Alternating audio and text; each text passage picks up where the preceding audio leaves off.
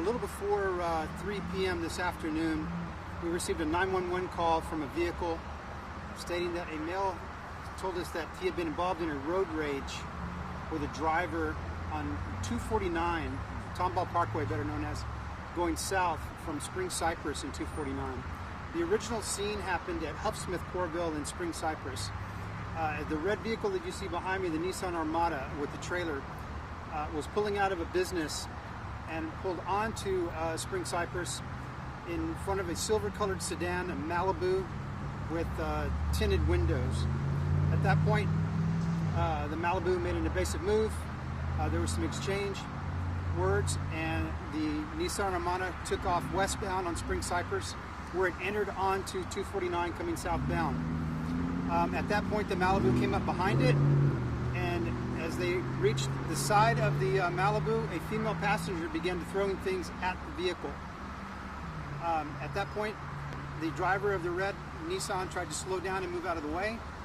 As he began to switch lanes, we don't know who, the passenger or the driver, began shooting at the red Nissan Armada. 3 shots were fired. One was entered on the passenger side. When the first round struck, the driver of the red Armada slowed down. That vehicle then slowed down, came up behind the red Armada and fired again. As you can see, the back end was also shot. And then he came around the driver's side and shot one more time, hitting the driver passenger side and then fleeing south on Tomball Parkway towards Beltway 8.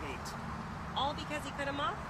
Well, as of right now, that's all we have as the motive, was something as senseless as that, as between a vehicle cutting into a lane and that silver car following them and causing the commotion, throwing the bottles that escalated into shooting at that person's vehicle. As far as, tell us, when you guys arrived on scene, one person... As we arrived on scene, one person is deceased. A 50-year-old male is in the back of the car. He did sustain a gunshot wound. EMS was called. This particular area is in the city, but since the episode began in the county has taken over the scene, and we are working it. Our homicide is here along with our crime scene. As far as how many people were inside the vehicle? 3 people. There were 3 males all inside the vehicle. They were not injured. The only one that was injured was the male in the back seat.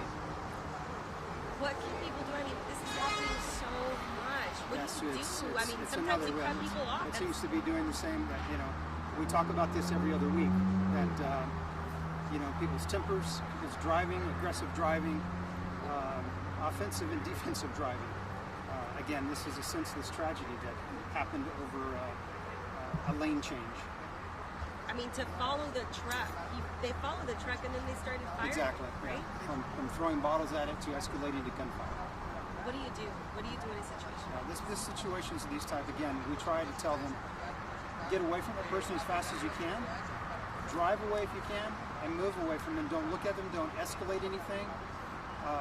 You know, that's probably the better thing to do, is just drive away and don't become aggressive toward them. You know the caliber of bullet that was entered into the car? Not yet. Do you know if there was any return fire from There was no return fire. We have not indicated that there was no return fire coming out of the red vehicle towards the silver. I mean, just absolutely heartbreaking for this person's family. I mean... Yes, as you can see, family members are here on scene. And having to tell them and break the news to them is certainly a horrible thing for them to find out. And something so senseless and tragic. Do you know where the red truck was going, or were they...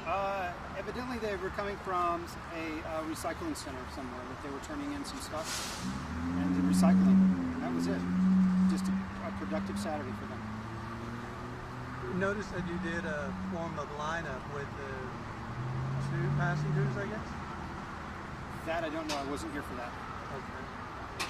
There's a swab their hands. That's for gunshot residue, to see whether they did return fire or did not tell us if they did. That's a normal procedure. And then any word on the suspects? Just a black female and a black male in a silver-colored Malibu with tinted windows. So we'll be pulling tape from other areas and see what we can come up with. Since they're on here, there will be cameras, so hopefully we'll get something. All right?